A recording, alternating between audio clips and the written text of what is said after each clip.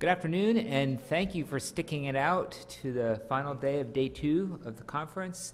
This is Symposium, a Learning Healthcare System for Suicide Prevention, the NIMH Mental Health Research Network. I will be your timekeeper, and that's about it. I'll turn it over to Dr. Greg Simon, the chair and discussant, and you'll hear from Julie Richards, Rebecca Rossum, Jennifer Boggs, Cherie Yeager-Hyman, and Brian Amadani.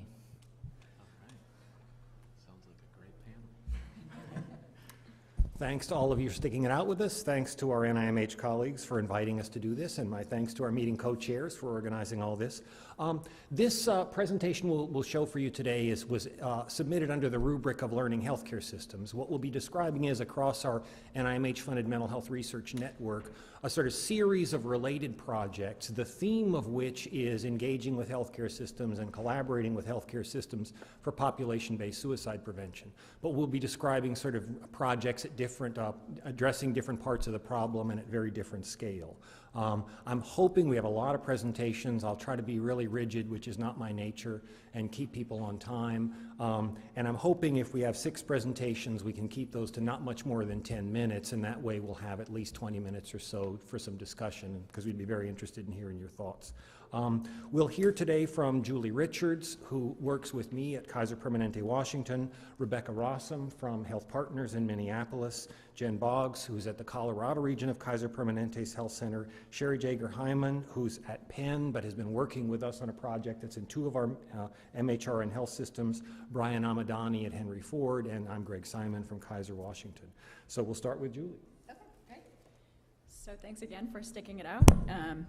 And as many of you know, Greg Simon, our chair, is fond of the metaphor, so I thought I would start with this.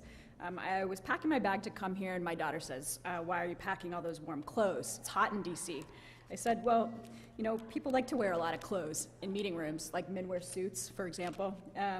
So she looks at me like I'm not making any sense, and I say it's the custom. And that's generally the feeling about suicide assessment in primary care. It's a good idea, perhaps like turning down the air conditioning, but it's a big shift from business as usual. So next I want to thank my collaborators, who are a combination of researchers and health system leaders. I want to acknowledge KP Behavioral Health Services, the Research Institute, as well as the Agency for Healthcare Research and Quality for funding a related stepped wedge trial. So by way of background, healthcare systems are increasingly implementing screening for depression as part of behavioral health integration in primary care, but recommendations about assessing patients for suicide risk are mixed. So for example, the Joint Commission recommends screening for suicidal ideation in acute and non-acute settings, but the United States Preventive Service Task Force does not currently recommend suicide risk screening in primary care, but does recommend depression screening. And depression screening instruments often include questions about suicidality, like the PHQ-9.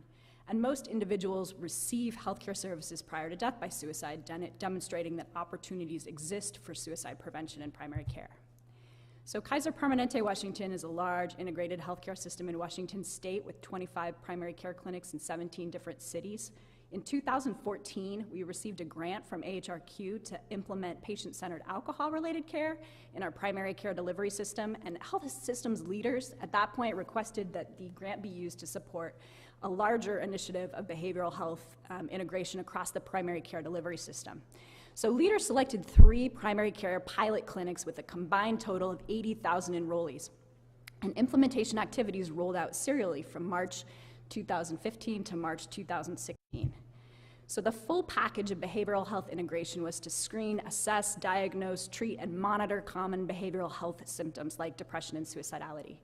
The process designed and implemented at each site included annual screening for adult patients coming into primary care. So medical assistants gave a 7-item paper screen to complete.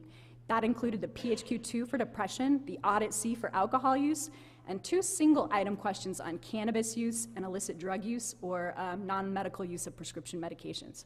So data from these screens were entered into the EHR at the time that patients were roomed, and clinical decision support tools were designed to help prompt additional assessments of symptoms endorsed, including suicidal ideation.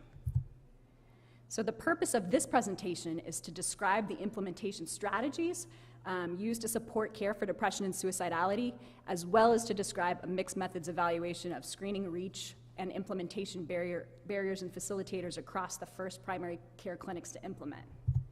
So the first implementation strategy was enabling primary care teams by addressing stigma, staff attitudes, lack of ownership, and other barriers. We used external practice coaches who facilitated teamwork, local clinical champions who led implementation activities, and we involved frontline staff in figuring out how to make behavioral health integration work in their workflow. The second strategy was supporting primary care teams with decision support tools embedded into the electronic health system. The third was performance monitoring for site leaders and teams who saw routine data reports on screening and assessment rates during weekly to monthly plan, do, check, adjust meetings. So the workflow for depression specifically looked like this. The patient arrives, and a prompt in the electronic health record shows that they're due for behavioral health screening. Patients due for screening are asked to complete the PHQ-2, which are the first 2 questions on the screening form. Patients with positive screens, defined as 2 or higher in either question, are asked to complete the remainder of the PHQ-9 depression assessment. And the 9th item of the PHQ asks about the frequency or thoughts of being better off dead or hurting yourself in some way. So those with frequent suicidal ideation, or those who circle a 2 more than half the day, or 3 nearly every day, are asked to complete a brief version of the suicide severity rating scale we modified for patients to complete on paper. So the first 6 items of this are scored, and higher numbers are associated with increased severity. So for example, number 1 asks, during the past month, have you wished you were dead or wished you could go to sleep and not wake up? And number 5 asks, during the past month, have you worked out some or all of the details how to kill yourself? So those patients who scored a 3 or higher were to be referred to a social worker in primary care for same-day crisis response planning, also known as safety planning in other settings. We used mixed methods research to evaluate screening reach, or the proportions of patients who received the PHQ-2, followed by the PHQ-9, followed by the Columbia Suicide Severity Rating Scale. And we used qualitative evaluation of notes from weekly formative evaluation meetings with practice coaches to summarize the major barriers and facilitators of implementation. So before starting the pilot, the main barrier identified was the fear associated with identifying patient needs without the time or resources required to address them. Despite this, 74% of patients were screened with the PHQ-2, of whom 16% screened positive. And just a side note, prevalence outcomes are distinguished from process outcomes in the shaded boxes. Of those who screened positive, 82% were assessed for depression with the PHQ-9. The main facilitators of the work were ownership of the screening process by medical assistants, the staff familiarity with the PHQ-2 and the PHQ-9, as these are routinely used in our system to monitor depression severity, and the PHQ-9 location, which is on the back of the screening form. Of those who were assessed for depression, 67% were screened positive for moderate to severe depression, and 11% had frequent suicidal ideation. So the major barrier here was the lack of electronic health record tools to prompt the use of the suicide severity rating scale. This need was identified early, but it took over a year to implement because it required buy-in from leadership at a pretty high level and coordination across all of our primary care clinics at the same time.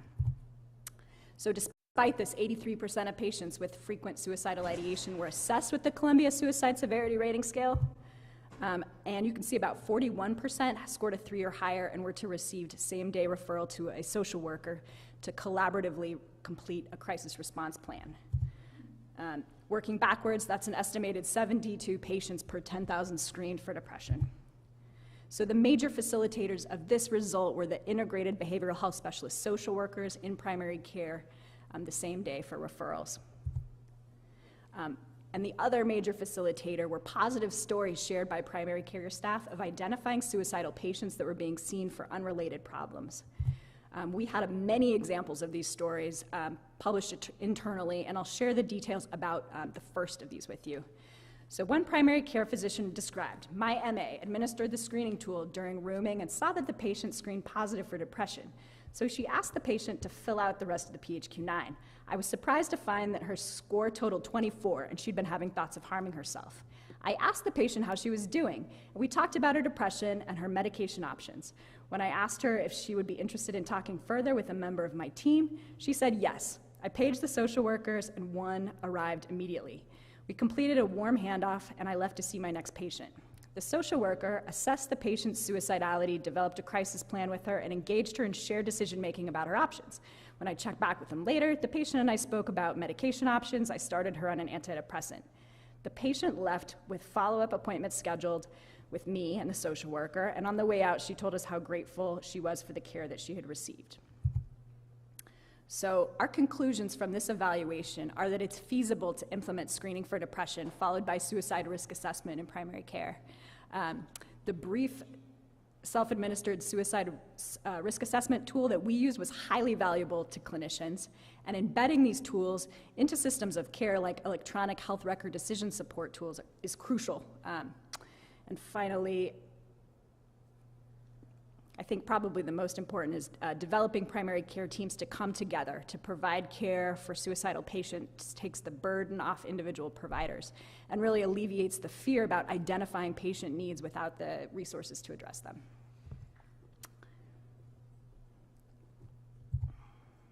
So a few limitations. Patient health outcomes related to depression and suicide have not been analyzed. These results are early, so we really need to see if they're sustained over time.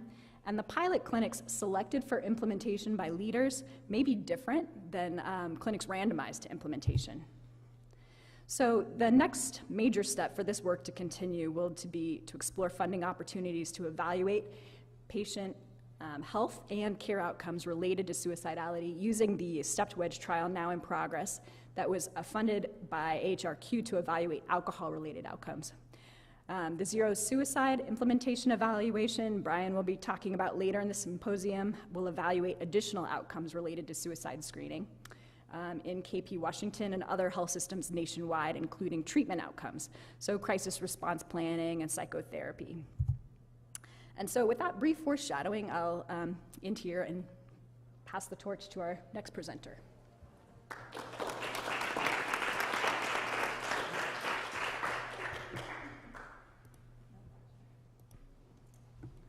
I'm not sure how to minimize this is the only problem. Let's just exit out. There we go. And then I'll let you see where yours is here. I don't know which one's mine. Oh, there's some over here. Yeah, there we go. All right. There you go. Hey, I have a slide. So I'm Rebecca Rossum. I get to talk to you guys today about a suicide prevention outreach trial that we're doing across 4 of our healthcare systems associated with the Mental Health Research Network.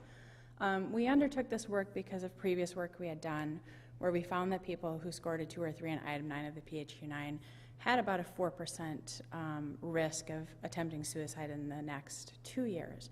And so we realized our care systems were really pretty good about addressing the acute risk of suicide. Where we were falling down, in part because we hadn't previously recognized that, is that sustained risk of suicide. And so we designed a study that would help us determine whether sort of a lower intensity outreach, comparing 2 different approaches to that, might be effective in addressing that sustained risk. So it's a pragmatic trial of 2 outreach interventions to reduce long-term risk of suicide attempt. We automatically enroll patients across our care systems who score a 2 or 3 on item 9 of the PHQ-9. So these are PHQ-9s that are done across our healthcare system to screen for depression, to monitor depression. Our programmers identify those patients, and using a modified Zellen design, then we randomize those patients to be invited to participate in 2 different interventions that I'll describe to you, or to usual care. And then we examine the risk of suicide attempt over the 18 months following that randomization with a planned sample size of 19,500 patients. So we don't have a lot of inclusion and exclusion criteria by design. As I mentioned, you need a 2 or greater on a PHQ-9, and you need to have sent or read a portal message in the last year. So all of us are on Epic. There's portal messages that patients use to get messages from the health plan or from their providers. And because we wanted to do something that was more generalizable. We tried to incorporate portal messaging as much as possible in our interventions. We excluded people who were under the age of 18, or if they had cognitive impairment that might influence their ability to participate in the study, or if they needed a language interpreter, again, that would influence their ability to be engaged in the interventions. But we didn't have any exclusions for mental health diagnoses, any sort of history of suicidal behavior, their previous level of engagement in care, or their level of willingness to accept any intervention services. So what are these two interventions? The first arm is a risk assessment and care management model. So this involves a care manager who does systematic outreach to monitor risk of patients and maintain engagement in their existing outpatient care, or to get them connected with outpatient care. The care managers follow risk-based pathways to promote appropriate follow-up care, and the outreach is primarily through the patient portal. So it's in my care system, for example, it's a MyChart message that the patient gets, and then they can respond to that care manager through that portal. The care managers also have the option of reaching out to patients by phone if something more acute comes up, or if they've been having trouble reaching patients through MyChart. And then the frequency of that engagement depends on the patient's risk level and in their engagement in care. The second arm of the study then is an online dialectical behavior skills training program that's facilitated by a health coach. So this online program is around self-guiding training and specific emotion regulation skills. It was developed and is presented by people who've had lived experience with suicide. And that is supported by personalized encouragement from an online coach. So we know if we send the patients to this online program, they may go once or twice and not return to it. So the coach is really there to help facilitate continued engagement with that program. Common to both arms of the intervention, the care managers, the coaches send up to 3 rounds of invitations via MyChart. The participants are, of course, free to decline at any time. We tell the care delivery teams and the patient this is intended to supplement their existing treatment. The interventions accommodate different levels of participant engagement, and the outreach occurs for up to a year after that initial invitation. We designed this specifically to be affordable. We knew that we could do some expensive, intensive outreach that could be really effective, and no care system would take that on after the study ended. So with a number needed to treat of 100, that means that we're really looking for an intervention like statins, not like revascularization.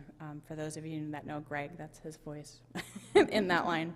But really we wanted to keep the cost per participant less than $100. And that means that we need each care manager and coach to be able to manage a higher volume of patients. So their caseload at any given time may be 600, and their weekly tasks may be 150. But those lower costs and higher volume are accomplished in part, as I mentioned, by centralized delivery of the intervention using that EHR portal.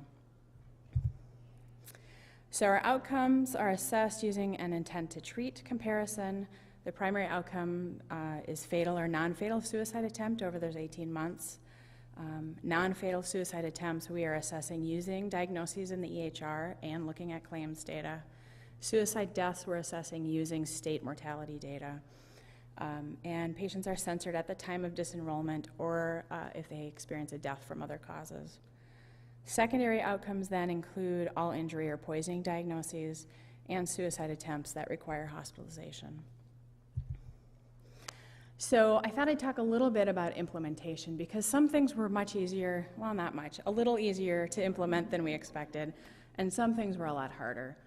So what falls in the easier to implement bucket is collaboration with our healthcare systems was actually relatively easy.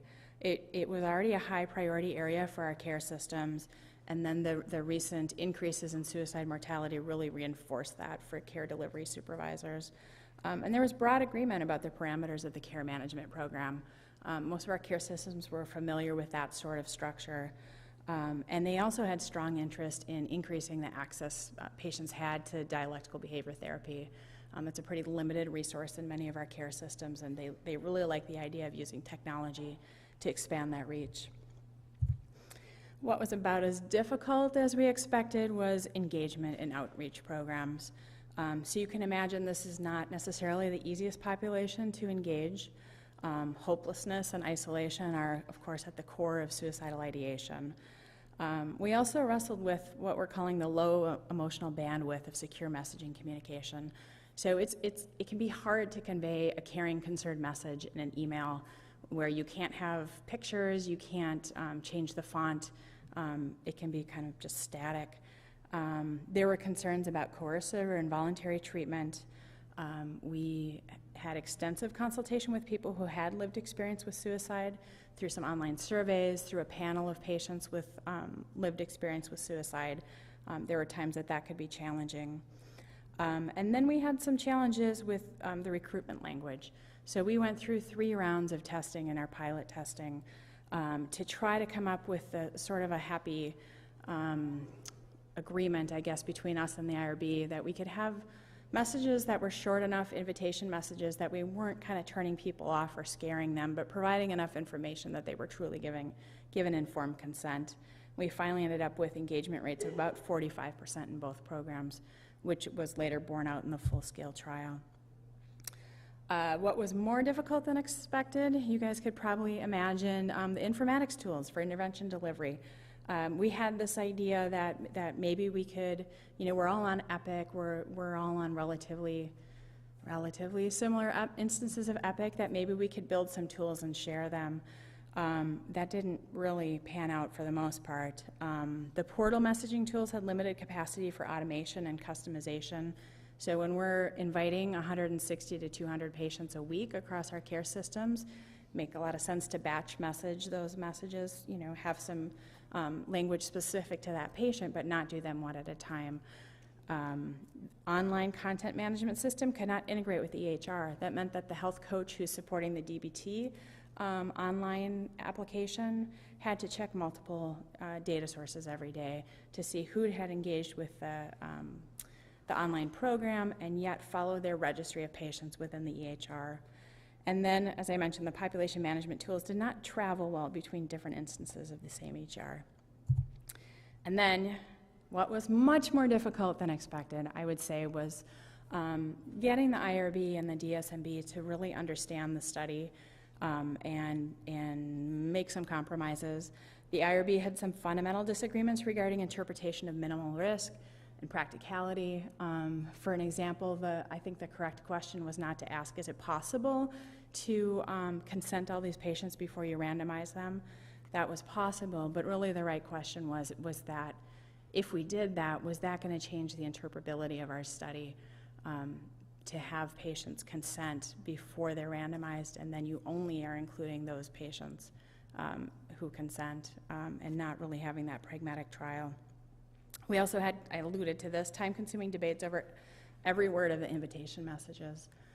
The DSMB, I think, had a really hard time wrapping their heads around, for a lot of traditional trials, a lot of clinical trials, you would consider a suicide attempt to be an adverse event. For this study, it's the primary outcome, and you're dealing with a population where you expect a baseline rate of about 4% of suicide attempts in that coming year. And so how did they get their heads around that? That was a little bit of a struggle. Relitigation of the IRB review issues, which of course happened sequentially, not simultaneously. And then they wanted quarterly interim analyses, which of course take a lot of work, versus the one that we had proposed for the study. Despite all that, I would say we're doing well. Kaiser Washington implemented in March of 2015. Kaiser Colorado and Health Partners followed in October, and then Kaiser Northwest joined us in January of 2017. We're enrolling about 160 patients a week. We have almost 18,000 patients to date, and we have active acceptance rates of 35 to 53% for the intervention arms. And the next time we meet, we'll have some results to talk to you about. That's it for me.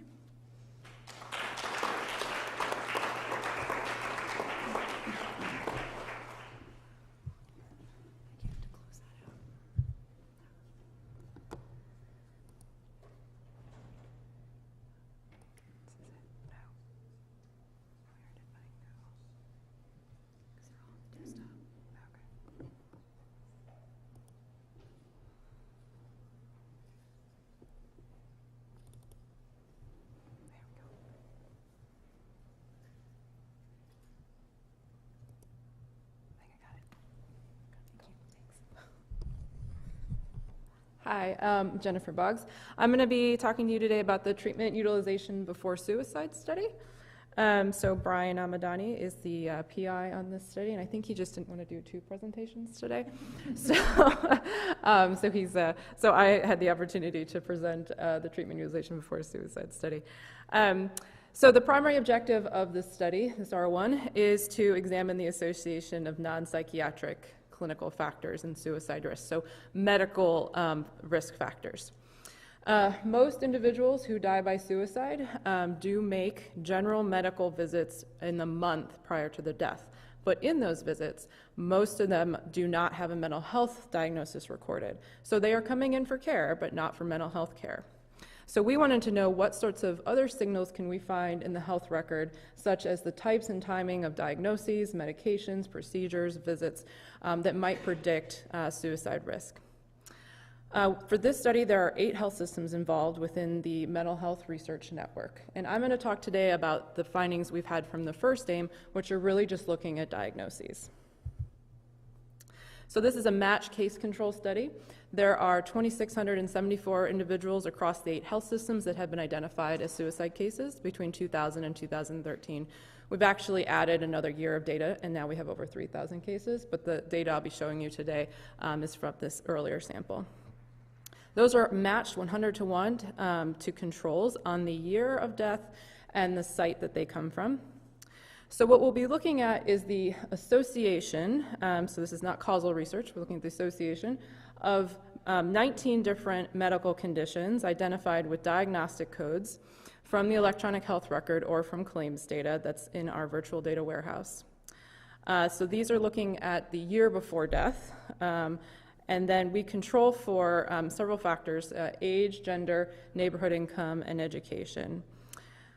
I'm going to show you some results that are adjusted for mental health disorders and some that are unadjusted. I think it's really important to look at both because we know that the diagnosis rate in the year before suicide for mental health disorders is only about 50%. But if you think most people who die by suicide, it's probably nearly 100% of people that when they die that have had some mental health difficulties. And then I'll also be looking at a question around what is the association of different medical conditions with how people die, either by firearm or by other means. And this is some work that I've been leading and I'm interested in.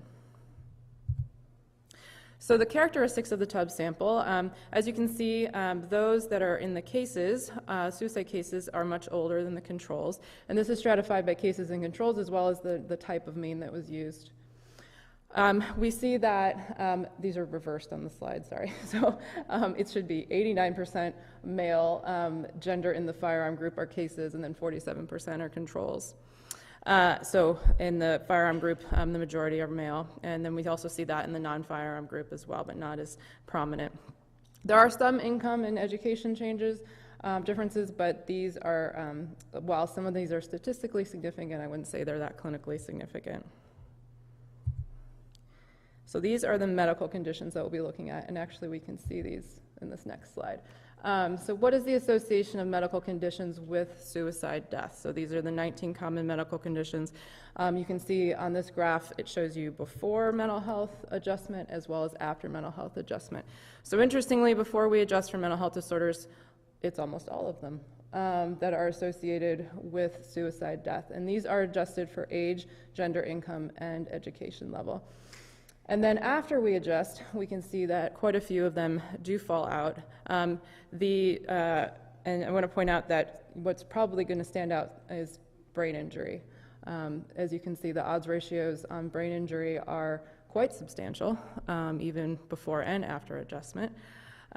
If we were to categorize these into what are the riskiest that we're identifying, we would say traumatic brain injuries and epilepsy, and then pain conditions, migraine, back pain, and then serious chronic conditions like CHF, COPD, cancer, and HIV/AIDS. And then we also looked at this by firearm versus other means. And so these results are age and gender adjusted, but they are not adjusted for mental health conditions, although I'm just showing you the results that came out as still significant after mental health adjustment. So that's why the odds ratios are quite a bit higher here. And as you can see, for the traumatic brain injury group, there's quite a difference between firearm suicide and other means. So this is a mostly male group as well. So the odds ratio is about 23 by firearm in the brain injury group compared to 7 in the other means group.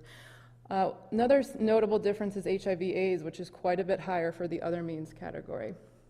Now, one of the reasons we didn't adjust for mental health conditions is so we could actually compare mental health to the physical health. And as you can see in any psychiatric disorder category, most people are using other means other than firearm in that category. And this is really exemplified in this graph.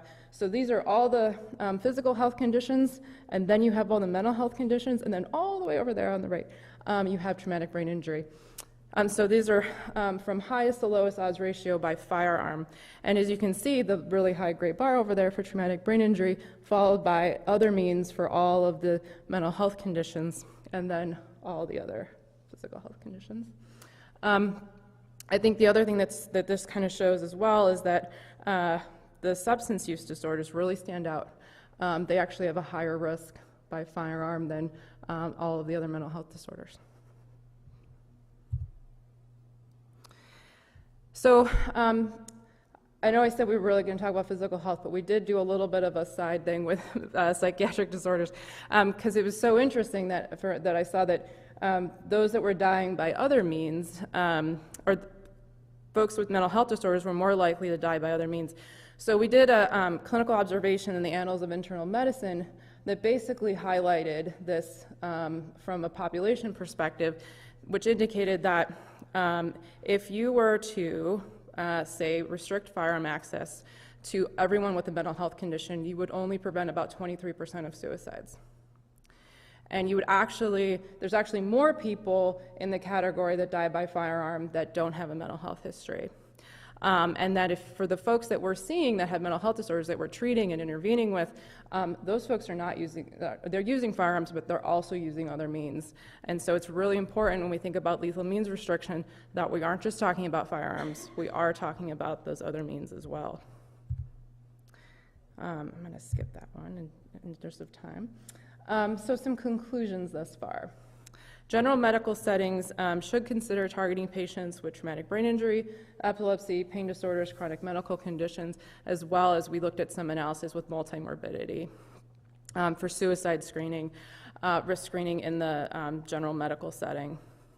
So an assessment for access to firearms as well as other means should follow these positive suicide screens for patients with medical conditions, because we saw that both of them were being used across the different physical health groups with a couple of notable differences just for traumatic brain injury and HIV/AIDS. And then lethal means assessment or restriction with folks with mental health conditions should really be for all types of means. It shouldn't just be for firearms. And that patients with substance use disorders, they should be targeted with suicide prevention efforts just as heavily as those with depression, anxiety, and all the other kind of ones that we already think about. I know I may be preaching to the choir, but with that finding, but I know within our own system that substance use disorders are not always targeted for a lot of suicide prevention efforts like other mental health conditions are. So. Thank you so much, and I'm going to pass this on. Oh, wait, sorry, I had one more slide. I was getting too eager. Okay, so next steps. So for the TUB study, we are going to be doing an environmental wide association test. So the EWAS is going to look at a very broad spectrum of clinical factors, diagnoses, medications, and this actually comes from genetic studies, genetic wide association tests. Instead of genes, we have all these different clinical factors from the record. We're going to be using latent class mixture models, so we're not just looking at single factors, we're looking at clusters of groups of factors that are predictive of suicide risk, and then taking that and building that into a predictive model for suicide based on that study. And then finally, Brian's been nice enough to allow me to use this data for my dissertation.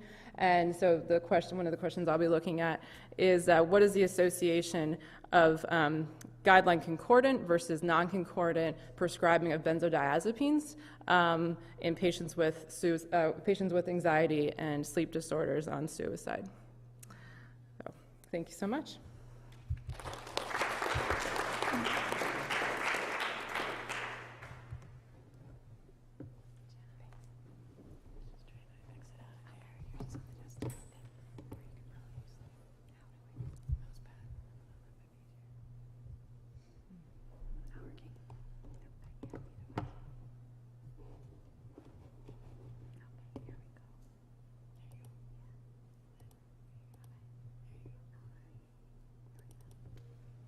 Almost there.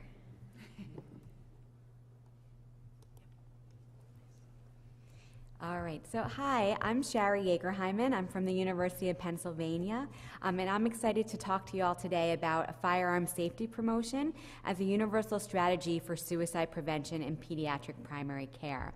And this work was done as part of the ASPIRE project led by Renad Betis. And ASPIRE stands for Adolescent Suicide Prevention and Routine Clinical Encounters. And as I'll discuss more in depth in a minute, we did this work in collaboration with the Mental Health Research Network and specifically with Baylor Scott and White and Brian Amadani at Henry Ford Health System.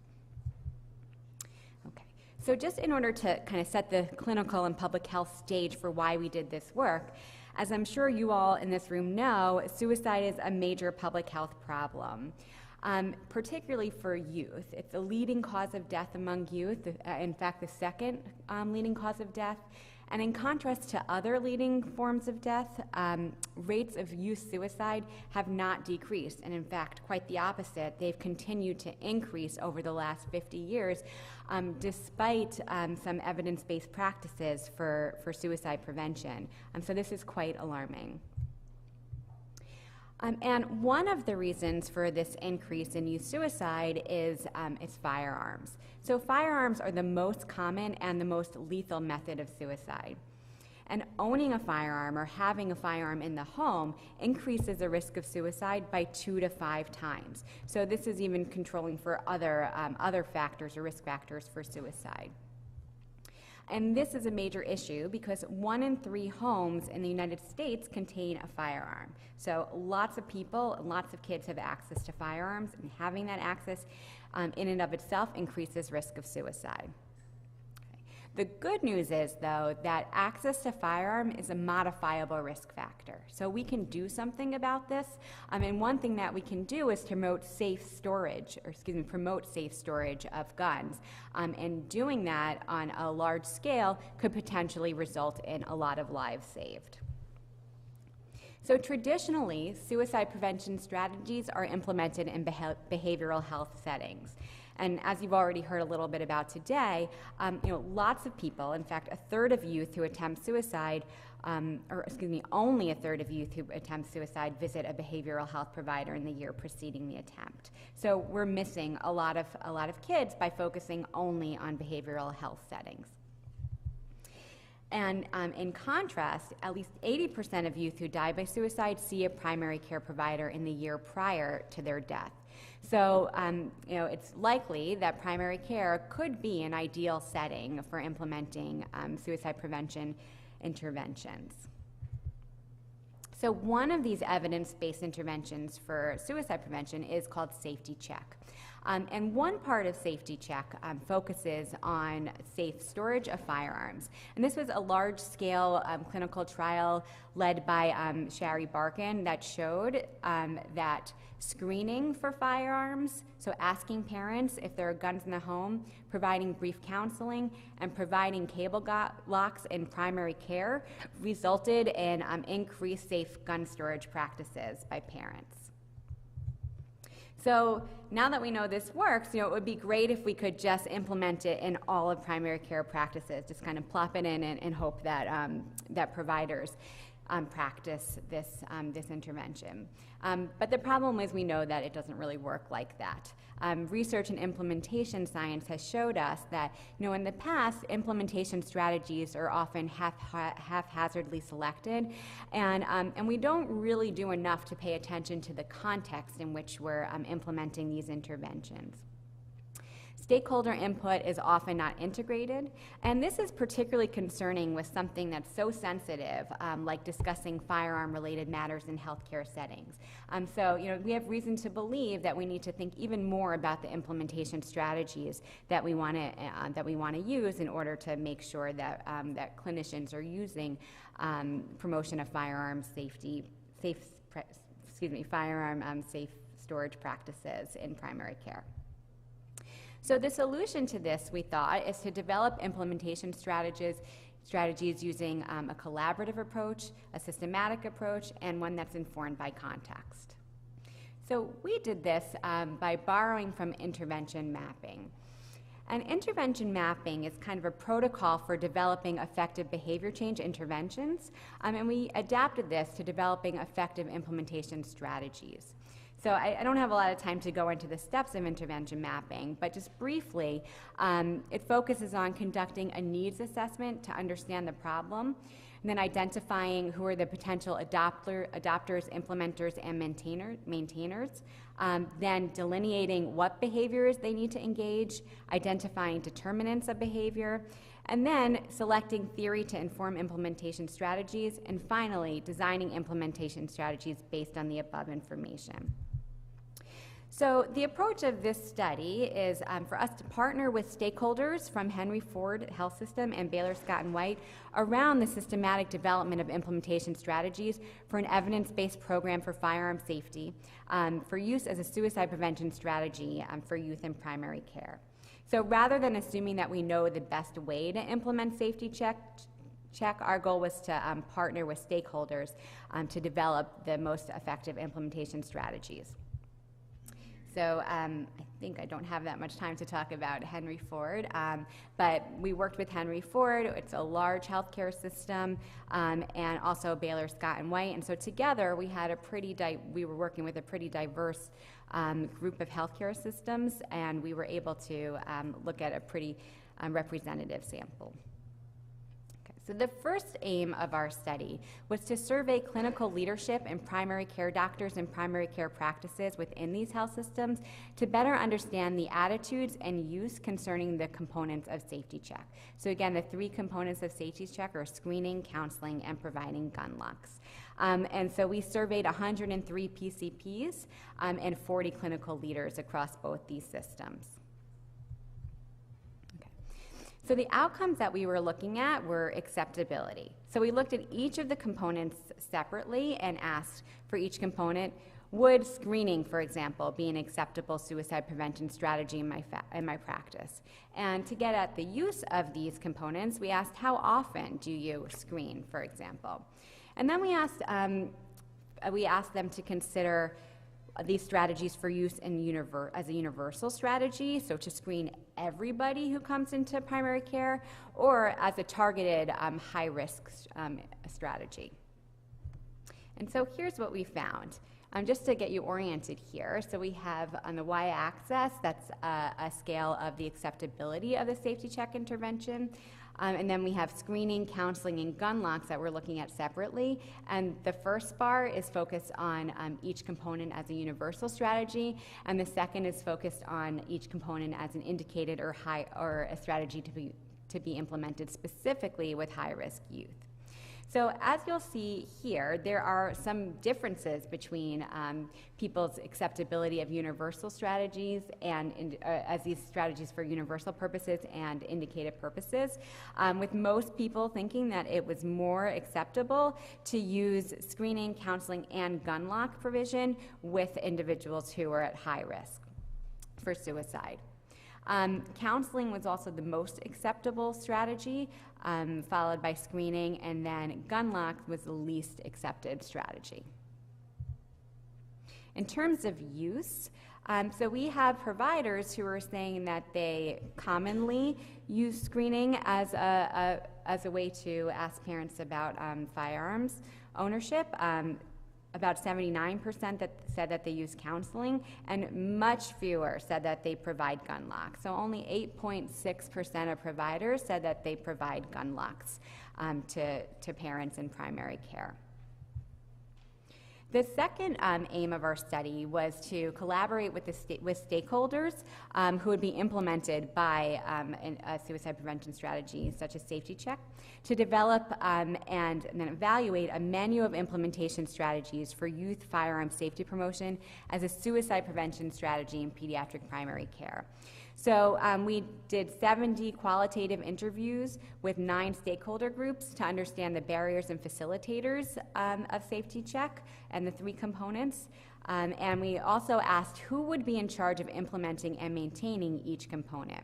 And we used the consolidated framework for implementation research, or CFR, to kind of guide us in these questions. Here's a quick list of the stakeholder groups that we interviewed. So parents of youth, primary care physicians, non-physician primary care providers, leaders of these systems, third-party payers, leaders of national bodies like the American Academy of Pediatrics, and then we also talked to gun owner constituents. So our main findings from this AIM were that screening and counseling are acceptable and feasible, but they're not routinely used. And as AIM 1 told us, that gun locks are rarely given, and they're also not seen as feasible, and they're less acceptable. We also found that there's a need for systems leaders to underscore the importance of this effort. So it has to come from the top. We found that in terms of who should be implementing a safety check, we found that people said that medical assistants and nurses can give the screening and provide the gun locks, but people thought that PCP should do the counseling. In order for safety check to be feasible, our providers told us that it must be brief. That was something that was really stressed very often, and also it should be incorporated to the electronic health record. I think that I don't have much time left to talk about kind of how we came up with the implementation strategies, but we use intervention mapping to come up with a list of different implementation strategies. And so here are the implementation strategies. The first is to create a plan for who on the medical team would be responsible for implementing each component of firearm safety check.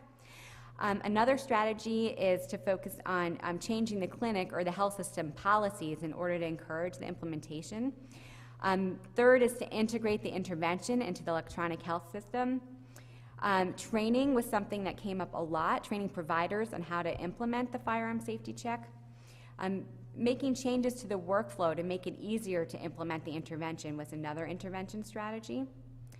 Also sharing information with providers and caregivers about the importance of the intervention and the need to address the problem that it addresses.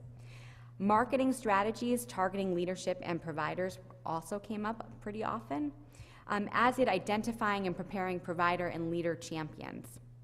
And finally, identifying sources of funding, particularly for the provision of gun locks to support the implementation was a strategy that came up often. So I won't go over this in the interest of time, but we did go back to the stakeholder groups and we asked them how acceptable and how important they think each of these strategies are. And I think one thing that is interesting to note is that these two things, the acceptability and the importance, often did not line up. So often providers said these things seem important, but they're maybe not feasible or acceptable in their system.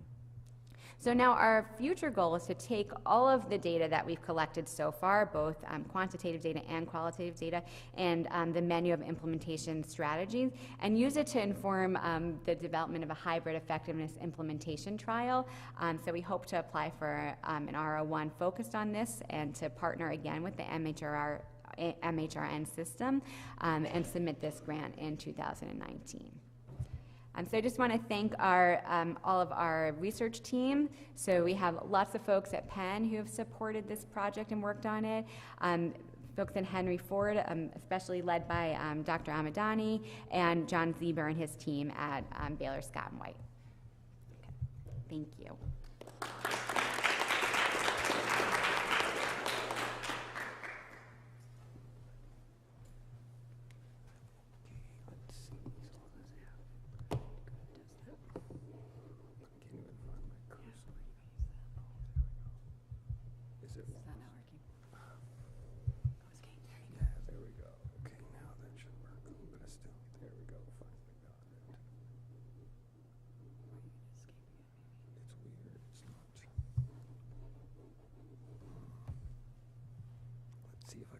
It that way. My curse there finally. I got it to show up again. Okay, there we go. I think we're good. Okay,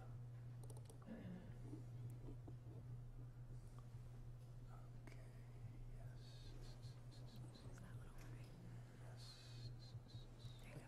Got it. Okay, thanks. So, before I talk to you about the next hour presentations, I do want to say, what we're saying, the one thing, Sherry, that you didn't mention is Baylor Scott & White's in Texas. I think, I am so proud of that project because they said, let's not just do this where it's easy. So props to you for that. You've heard sort of in some ways, maybe a sort of bewildering menu of all the work going on across MHRN related to suicide prevention. The unifying theme here, though, is working with health systems. But that involves a lot of different kinds of work. So if the question is, do we think the right thing to do regarding suicide prevention is, qualitative research, clinical trials, big data analysis, implementation research, the answer is all of the above. So I'll talk to you now about something a little different, but also along the theme of, we've been doing a lot of work over the last several years focused on systematic identification of risk, leading to testing of outreach programs, using these self-report measures, the PHQ-9 and the Columbia Suicide Severity Rating Scale, while, and I think this is important, at the same time acknowledging that our current means of identifying people at risk are quite poor and we need to do better. So one of the things that Rebecca and I sometimes scratch our heads about is at the same time we're doing a very large and very important pragmatic trial of suicide prevention focused on the PHQ-9, we are at the same time developing risk prediction tools that should make the PHQ-9 item 9 completely obsolete. So our goal is to make our research obsolete before it is even done. So what I'm going to talk to you about today is some of that work on risk prediction. I'm going to try to go fairly quickly through some of the methods because I'm actually more interested in talking about some of the implementation questions that happen when you try to bring some of these risk prediction tools into actual medical care. So by way of background, our health systems are currently using item 9 of the PHQ to identify people in mental health specialty and primary care clinics who are at risk for suicidal behavior. And what we know is, these data are from one of our mental health specialty clinics, if we look at how people respond to item 9 of the PHQ, there are about 6% of people who say they have thoughts of death or self-harm more than half the days or nearly every day. Those people have account for an actual risk of about, you can say there over the next 90 days of about 2% risk of suicide attempt, and they account for about 40% of all suicide attempts that occur. So that means we have a 6-fold risk concentration in that group, but it means that our sensitivity actually in terms of what we can detect is not that good.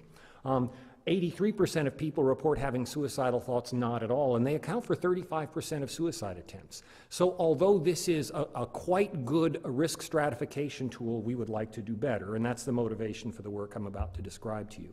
So this is what we called our Suicide Risk Calculator project. We use data from 7 MHRN health systems listed here that have a combined population of about 8 million members. We used a cohort design, which I'm happy to talk about later if you want, but we were very interested in visit-based prediction rather than person-level prediction. So we selected a cohort of visits occurring between 2009 and 2015 by health plan members age 13 or older who either made a specialty mental health visit or a primary care visit with a mental health diagnosis. We're focused here on the mental health population rather than the population of people who have no known mental health need. We ended up with a sample of about 20 million visits made by about 3 million people. The outcomes we were interested in were either a non-fatal suicide attempt, that is an encounter with a diagnosis of likely self-inflicted injury or poisoning over the next 90 days, or suicide death over the next 90 days. We used the electronic health records and insurance claims data to round up a list of about 150 potential predictors listed here. They are the usual suspects. We looked at demographic characteristics, mental health and substance use disorder diagnoses over the prior 5 years, emergency department and inpatient mental health utilization over the prior 5 years, psychiatric medication dispensings, co-occurring medical conditions using the Charlson Comorbidity Score. We did use data from the PHQ-9, although that was only available for about 15% of this sample because much of these data came online when the PHQ-9 was only ramping up in some of these healthcare systems. We also allowed in about 200 potential interaction terms. We had to limit this because of some computational limits that I'll happy to talk to you about if you're wearing a pocket protector. All of these things were defined using the data model that we use in our research, the MHRN, HCSRN, Sentinel, PCORNet Common Data Model. Now we get to the pocket protector territory. We fit separate models for predicting risk in the mental health specialty and primary care populations and separate models for prediction of suicide attempt and suicide death. We did this, fit the models in a 65% random sample, validated the models in a 35% held out random sample. We did this using various methods. The one I'll present here are the models that come from a penalized lasso logistic regression model. We can talk about the specifics of that later if you want. But really, I want to get to sort of the implementation. What we find, and this is just by way of illustration, in a model we developed to predict suicide attempt following a mental health specialty visit, we select about 110 predictors out of that list of 350. These are the top 15. They're all the things that you would expect. This is sort of a credibility check, that the model picks the things that any reasonable clinician would think are risk factors for suicidal behavior. The model for prediction of suicide death following a mental health visit picks not exactly the same things, but a generally similar list of things. The things chosen in the primary care models were actually relatively similar. We can look at model performance two ways. A sort of typical way is classification performance, illustrated by an area under the curve or C statistic, which essentially the number says, in a randomly selected person who makes a suicide attempt, what's the likelihood they would have a higher risk score than a randomly selected person who did not make a suicide attempt, or how accurately do you sort? So the sorting accuracy for prediction of suicide attempt following a mental health specialty visit is 85%. For prediction of suicide death is 86%. If you follow this literature, these are really substantially better than most of the other risk prediction models that have been out there so far. But probably more important than classification performance is calibration performance, and by that I mean when you predict a certain risk level, does it come true? So what we see here is, this is the prediction for suicide attempt following a mental health specialty visit, that people who are in the top 1/2 of 1% in this risk model, we predict that their risk of suicide attempt over 90 days is 13%, and in the validation sample we actually observe a risk of 12.7%. You can march on down there. The people who are in the next 0.5% have a predicted risk of about 8% and an observed risk of about 8%. Go down to the 95th to 99th, it's about a 4% risk. So unlike the PHQ-9, this risk prediction tool allows us to make cut points anywhere we would like. But if we try to line them up, what we see here compared to our previous PHQ-9 tool, we definitely do better at the bottom in terms of sensitivity. If we use the PHQ-9, we miss 35% of events. If we take the top the bottom 75% and leave those out with this model, we'll miss only 20%. We also do better at the top end, as you can see there, identifying nearly half of suicide attempts and 10-fold risk concentration in the top 5% compared to the, say, 6-fold risk concentration with the PHQ-9. We're now doing another round of work because all of this work was done in the ICD-9 era. We're extending this across the boundary to ICD-10 diagnosis codes. Our preliminary suggests that that should work just fine. We'll have about a 30% larger sample. We're going to a somewhat larger range of predictors and doing much more detailed encoding of time. We looked at time in a fairly crude way, and we now have some theories that there may be some specific risk factors that are fairly time sensitive, so we'd like to be able to look at that in more detail. We'll be looking, because of that, at some fancier model fitting methods that I'm happy to talk about later if you'd like. But the most, to me, one of the more interesting questions about this are not so much about the math. It's sort of what will we do with this? And we designed this to meet a specific need that, our health system said, we have providers who are sitting there in the clinic, we want to identify people at risk so that we can do risk assessments, we can do safety planning, and the tool we have now is not that good. So the hope is we would be able to use this risk prediction tool as a supplement to the existing workflow. So that would mean, for instance, that during a visit, someone who has a high risk score but does not score on item 9 of the PHQ-9, the provider would still be alerted that they need to take them into that risk assessment pathway and to do some crisis planning or safety planning if that's indicated. Also, this gives us the potential to do outreach between visits because, of course, the PHQ-9 doesn't do any good for someone who didn't show up for their visit or canceled it without rescheduling. So we're able to calculate risk scores for the missed visit and to alert providers that we need more aggressive outreach for people who missed a visit but are identified as high risk. We're now working on some of the technical issues for implementation. Right now, given the state of our electronic health records, we're limited to sort of a clunky workaround that we're starting to implement in 2 of our health systems now, where we will compute these risk scores externally, we will upload them into the EHR, and we will use those to drive various alerts or indicators to the providers. The hope is that the electronic health record will someday be able to do this for us, and we've already been we've given these risk models to some of the EHR vendors because we expect that these risk models will become actually fairly routinely implemented in some of the risk prediction modules that at least one of the big EHR vendors will be rolling out in the next year. So now on to the stuff that's more interesting to me. When we begin to talk to health system leaders and providers about doing this kind of stuff, we do hear some reservations. We hear, what about the false positives? You know, are you going to be identifying a lot of people inappropriately? What kind of burden does this place on clinicians? And what does this mean about clinician autonomy and turning decisions over to a machine instead of, to a highly skilled and trained clinician? The false positives question, it depends really on how you think about false positives and positive predictive value. It is true that, if you think of this as a diagnostic test, the positive predictive value is not very good. You'd say 10% positive predictive value, that's no good as a test. But, as Rebecca alluded to earlier, I like to think about this in the context of other risk prediction tools, for instance, like tools for predicting cardiovascular disease. Already, for instance, we would use a CHADS VASC-2 score to give warfarin or a new anticoagulant to somebody who has a predicted risk of a thromboembolic event of over 2% in the next year. We can predict a suicide attempt risk of 10% in the next 90 days. So what we're looking for are sort of analogous risk prediction tools that would drive preventive measures of appropriate intensity. What about the burden on clinicians? This was a big discussion with some of our health systems when we started to talk about implementation. Right now, we have a workflow that puts about 6% of mental health specialty visitors into a risk assessment pathway. What we find is that this tool is more accurate. We could either choose to replace the current tool, the PHQ-9, with this, or we could choose to supplement. That was an interesting discussion. I think eventually where we came to with our clinical leaders and our frontline clinicians was, now that you've been for years telling me to pay attention to item 9 of the PHQ, you can't tell me to start ignoring it now.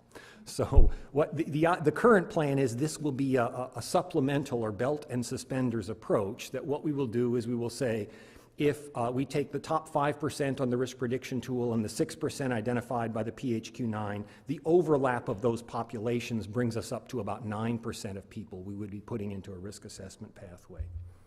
And then finally about the clinician autonomy, and this is one that comes up a lot in these discussions. And I think where we've come to on this is, we really want to distinguish between the things that machines do well and the things that people do well.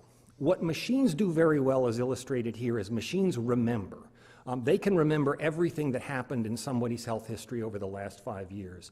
They calculate very fast. So even though a human being theoretically could add up 100 things, multiply them by a coefficient, and then put it into their calculator, we can't expect providers to do that nearly as fast as a machine. Machines also behave consistently. They are not subject to recency effects. So a machine will consider someone's health history and not be distracted by something that someone just said, or not be distracted, ironically, by the last patient they just saw, which is totally unrelated to the patient sitting there in front of them.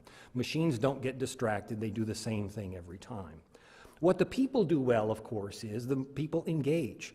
The people understand, and they're able to talk to people about what, to go beyond what the machine has known.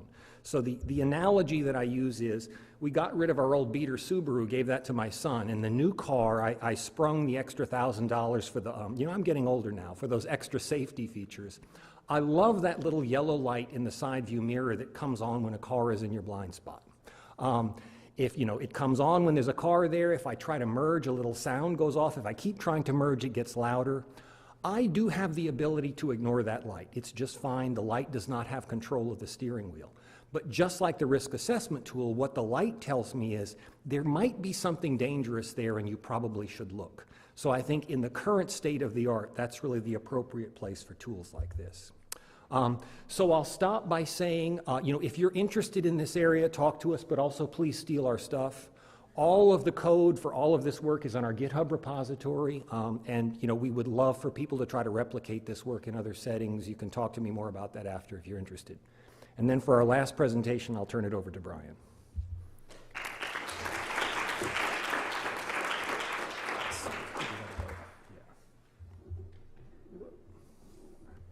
had to hit escape a couple times to get the cursor to show up.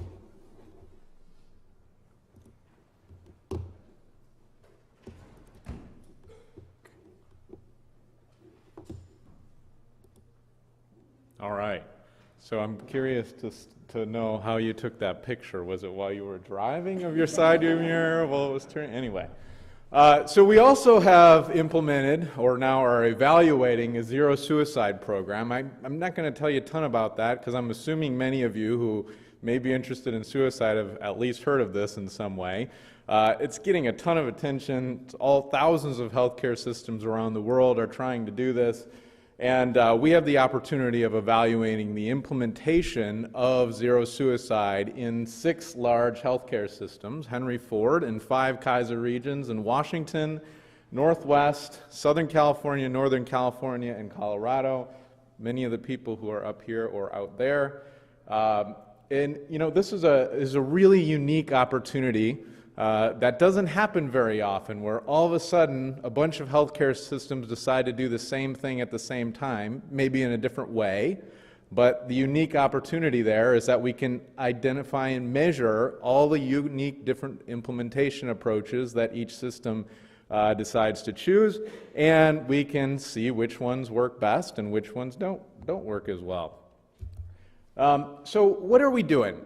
The main goal of this project is to, there's 3 aims. The first thing we want to do is engage with our healthcare system leadership and figure out what they're actually doing.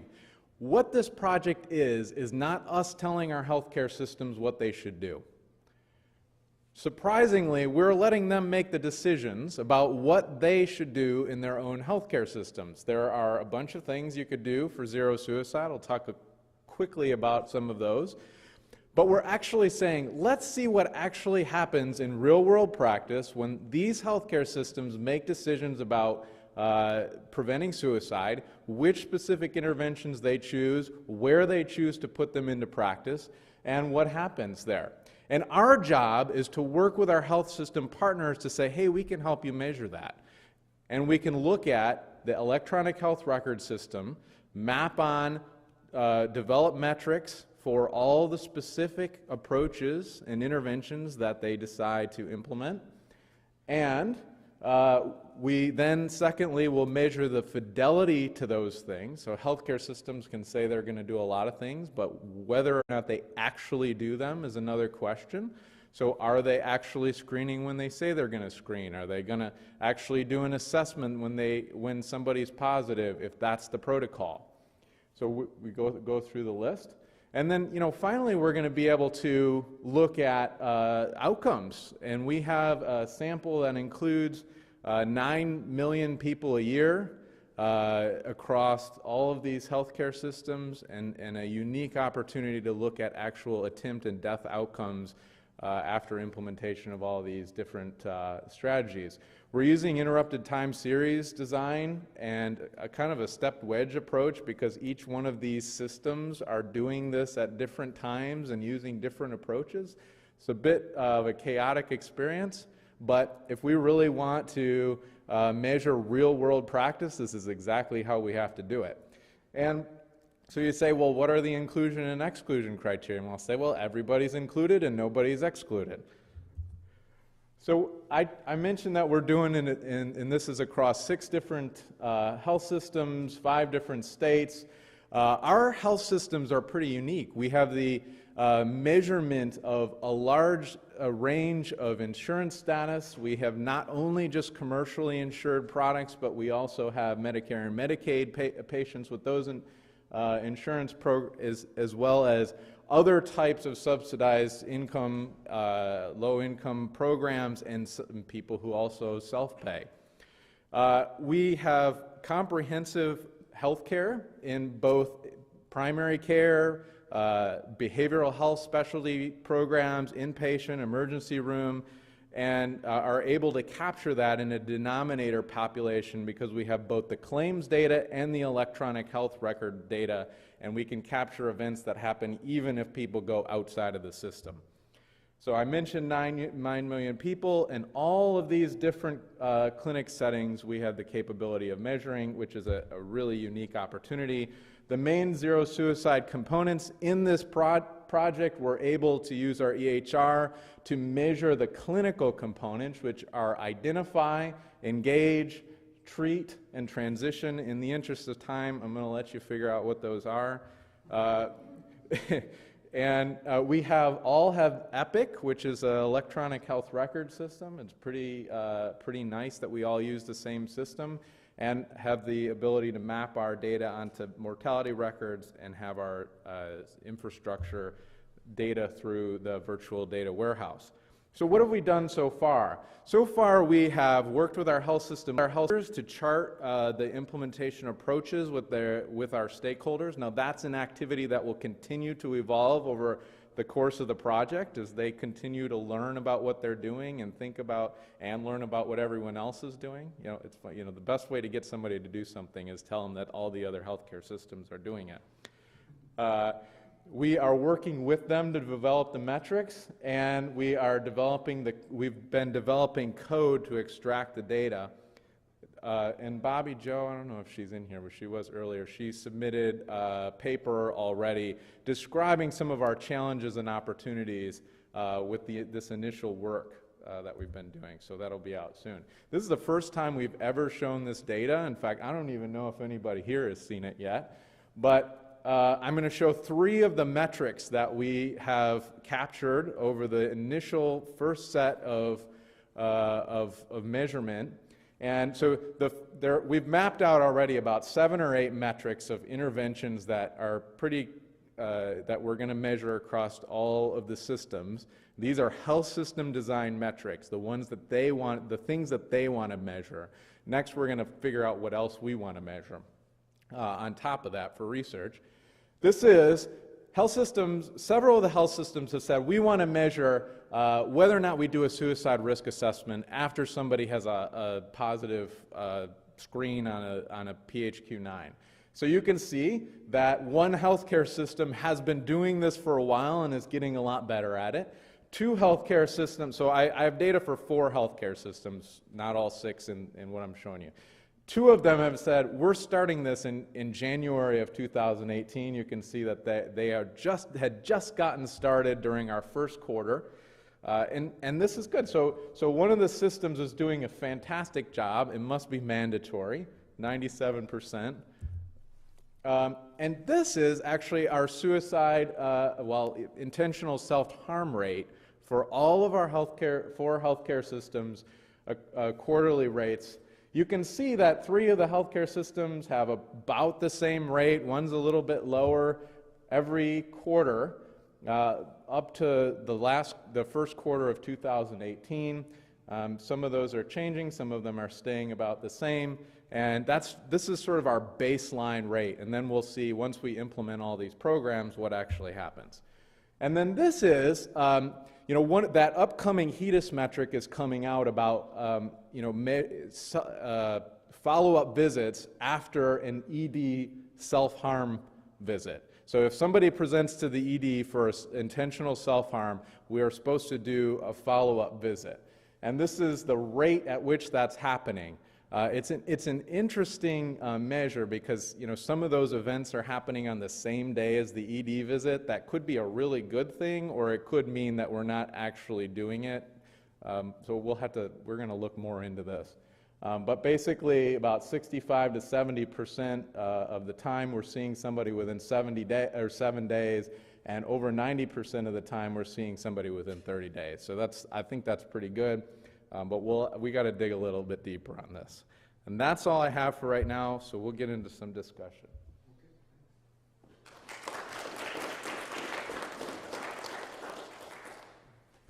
So we accomplished our goal of doing that and leaving a little time for discussion, which meant it was a lot really fast. But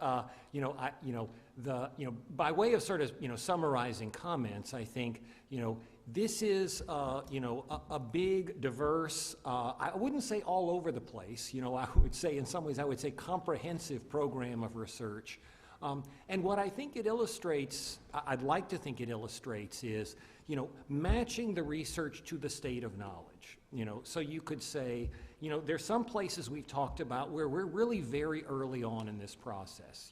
The example of trying to implement, counseling about access to lethal means in pediatric primary care. I'd say we're, that's a heavy lift, and we're at about the right place of saying, while in some of these things, in terms of, say, follow up after an emergency department visit for self-harm as part of a zero suicide strategy, we're saying, whether that's a good idea or not, we think is pretty much settled. And the question we need to answer is when and where is it happening, and if it's not, why not? And then some of the other activities sort of range on that spectrum from, the exploratory to the it's time to do this thing, and we're trying to map, to match the kind of research that we're doing on each of those questions to what we believe is the research needs to be done. The other thing is, very clear, we're trying to respond to what the health systems want. When Brian said, he said something like, well, what's different here is, we're not making the decisions. And I turned to Rebecca and said, well, what's really different here is we're abandoning the delusion that we ever did make decisions. Because the truth is, it's healthcare system leaders and ultimately patients or consumers who make decisions. And what we're trying to do is to say, what are the decisions people are trying to make? What's the information they don't have to make the best decisions? And how can we supply that information? Ultimately knowing that we're not the decision makers. So that's all I want to say by way of summarizing comments, because I want to leave at least some time for discussion. The mic's open, unless somebody on the panel has something else they want to say or some question they want to ask. Oh, don't be shy, come on.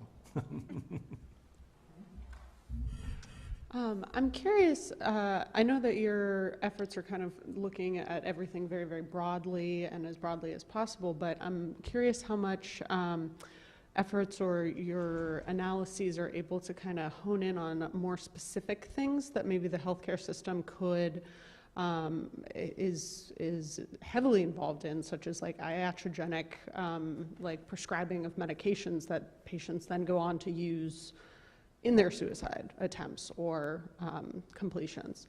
Are you looking at that, picking up on medication use, prescribing patterns, prescribing of depression, or medications that have depression as a side effect of, then 6 months later people go on to commit suicide or become suicidal, stuff like that? Curious. So, I mean, there are two examples of this. In our TUBS project, which Jen did such a great job of describing, we have all of the medication data, and we've already pulled all the psychotropic medication information, and we'll be able to look at every single pill and dose and everything that people received in the year before suicide. So yes, we can do that, and we do have the means of suicide. Now, it's intentional self-harm by, certain medication classes that we don't know which one of those it is, but certainly you can figure some things out.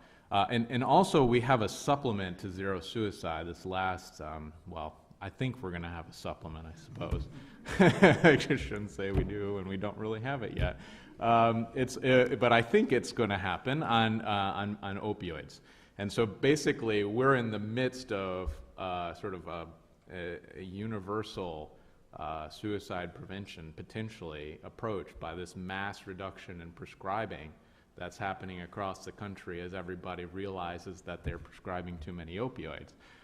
So we'll see. I mean, we're going to measure whether or not that has any sort of public health or systems level impact on the reduction in suicide, and that's basically what the project is about. But more examples. And the question, that question about exposure to medications and relation to suicidal behavior is an interesting one, because you can come at that from sort of, really with three different questions, and it's really important to distinguish between them. And we're doing some of this work. So for instance, the risk prediction work we're doing does include medications as a potential risk indicator. But it's important to understand that when you're doing these risk prediction models, causal inference is completely off the table. That those models are optimized for prediction and disastrous for causal inference. By that I mean, all we know is that filling a prescription for whatever is associated with risk, but whether that's how that's confounded or whether that's a causal relationship can't do it all. There are some interesting questions about causal relationships that, the data we have probably could be used to address that, but you'd come at that a different way. But then there's even another question which I think you have to distinguish, which is means of, which is a little different from causation. So by causal, what I would mean is exposure to this medicine increases the likelihood that a person would attempt or die by suicide by any means. And the other is availability of this medication increases risk of suicide because it is itself a means. One of the projects that Bobby Joe is going to be leading, but she's not here, is looking at that specific question related to opioids. Because opioids, the relation of opioids to death by overdose, whether you call it accidental or intentional, and I think when it comes to opioids, that's a pretty squishy line. It's very complicated because it's both a potential causal influence and a potential means. So it's going to be really interesting to try to disentangle those two things. Just one more comment about opioids. I think we're going to have to be very careful in how we look at this because the CDC evidence is very clear that as opioid prescriptions have gone down, deaths related to fentanyl and heroin have skyrocketed. And so we don't want to rely on opioid prescriptions as some sort of evidence of opioid exposure. And I agree, we're realizing it's very difficult to tease apart accidental versus intentional overdoses related to heroin. One last comment is just that in the violent death reporting systems that a lot of public health folks have, like I know for the Colorado Department of Public Health, they have more specific information on the means than what you can get from a cause of death code. And so those sources of information can be really good when you're trying to look at whether a medication was actually used as a means in a death. And then final observation, when we think about something where I'm looking at the risk associated with benzodiazepine prescribing behaviors, is that you can think about benzodiazepines as a mean in terms of overdose, but you also can think about it in terms of you're reducing the anxiety with which someone might approach a suicide attempt using a gun or another mean. Like it's kind of facilitating almost the death. So the actual mean, that way it could go both ways. Great presentations, everyone. Very inspiring work. I had a couple of questions for Dr. Simon. In your AI presentation in the machine learning project, you mentioned time-sensitive risk factors. Can you talk a little bit more about that? And my second question is, when you talk about these risk prediction models, very often people, do you get asked how this factor is in your model, but how, and how is it acting, and why is it in there? And how do you answer those questions? Because you brought up the disastrous nature of assuming causality in a predictive model. Yeah, so about the first question, the time, what we did in these models, and to be honest with you, it was related to some of the computational limits of the software available at the time. I never knew I would need to know the exact value of 2 to the 31st power minus 1, but it's actually hard-coded into the Fortran that lies behind a lot of the R packages. I'm a nerd now. Yeah, but she's always been a nerd. But we've figured out some ways to get around that in some of the work we're doing now. So, what we're doing, before we look basically in time in just 3 chunks. Did whatever the thing is, did it happen in the last 90 days? Did it happen in the last year? And did it happen in the last 5 years? What we're now doing is we're harvesting month-by-month data because for some things, like, as you may have heard if you were at our last presentation, new diagnosis of a psychotic disorder, or there's actually some really interesting emerging evidence about traumatic brain injury, that's a time-sensitive risk factor, that there's a very high risk of self-harm soon after those events, and then it goes down.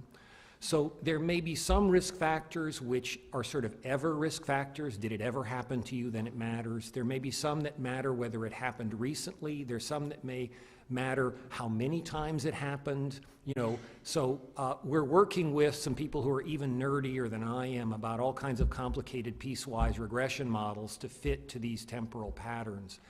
It may be that they won't end up mattering. You know, we've got a hunch that some of them matter. I don't think we're going to get the classification accuracy of these models up to 95%, but you know, if we could get from 85% to 90%, that would be a significant gain. The question about the meaning of these things, that's a really interesting one, because you know, one of the things that we as human beings do instinctually is to make meaning, because meaning is our data reduction exercise. You know, meaning is the way we reduce the incredibly overwhelming volume of data that are coming at us all the time into meaningful chunks, so that, you know, we encode them into meaningful chunks so that we can store them, make sense of them, and use them in the future.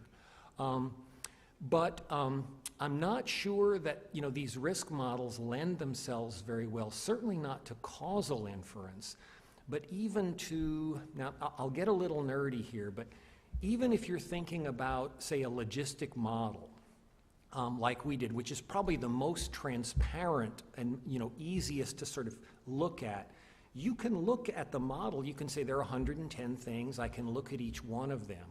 You can certainly look at them and say, yeah, those all make sense. So I think in terms of a fundamental credibility check, you say, did the model pick something dumb? Or did it give something the opposite sign? You know, did it say that having a previous suicide attempt is like a protective factor? If the model did that, you'd probably say that can't be right. Something must be wrong here. But the problem is that each of those things is, you know, is in there with 100 other things. So it's only what is the unique contribution of this thing in the presence of those 99 other things. So there's a, you know, to be nerdy, there's a collinearity problem. You know, when you're trying to fit models for an explanatory purpose, collinearity is bad. You know, you don't want to have two things in there that are related because it reduces your ability to interpret the coefficients. When you're in a sort of, you know, empirical, you know, just plain straight prediction paradigm, you say, you know, collinearity, no problem. Just let the model figure it out. But what it means is, to be very concrete, you know, the model might pick interactions without picking the main effects, which in an explanatory model is totally verboten, but in a prediction model, no problem. So what does it mean if you say the model picked the interaction of age 13 to 17 with score on item 9, but didn't pick age 13 to 17 as a main effect? How do you interpret that coefficient? So even with a parametric model, when we've talked to the people at Epic who, you know, want to implement this in their new predictive analytics, you know, module, they've got some really cool tools that they would like to use. And one of their cool tools actually is a provider could hover over a prediction score and a little pop-up thing would show them the top things that contributed to that prediction score. I'm not sure if that's a good idea or not. I mean, it may make the provider more likely to believe it or act on it, but if they somehow overinterpreted that, that would be really problematic, I think. So, I mean, it's a long answer to a complicated question about, you know, and then, you know, then if you start to move into some of these more, you know, I'm talking about the model I presented today. We present this as our primary model is because it's at least one that, you know, most human beings can look at it and say, yeah, that makes sense. Once you move into these multi-layer models like neural network models, or, you know, when you get into sort of tree-based models, that it gets even more complicated to say what's in there. And that's, you know, that's an interesting thing. You know, that's one of some of the work we're doing in this next round of work. You know, if you can get your C statistic from 0.86 to 0.875 with a model that's completely non-transparent, should you use the non-transparent model because you got a, you know, 1% gain in risk prediction with a 100% drop in interpretability to an average human? So I don't know if that's the answer to your question. Mike's saying, be quiet. Thank you. I do have one more question. Sorry, there's a line.